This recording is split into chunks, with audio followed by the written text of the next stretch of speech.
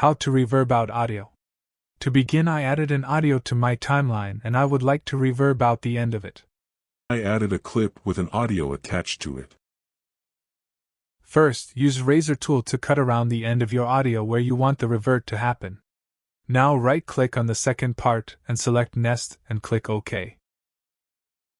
Double-click on it to open it. Now we want to increase the length of this nested sequence. Click on this new button and choose Adjustment Layer.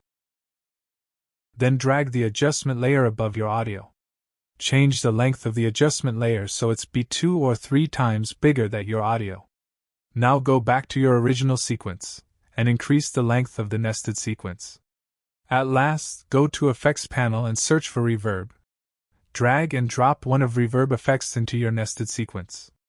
I use Surround Reverb here. With your nested sequence selected, go to Effect Controls and under Surround Reverb, click on this preset button and set it to a reverb you like. I use Lost in Space here.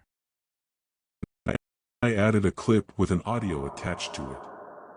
Anyway guys, thanks for watching and I hope you found this useful.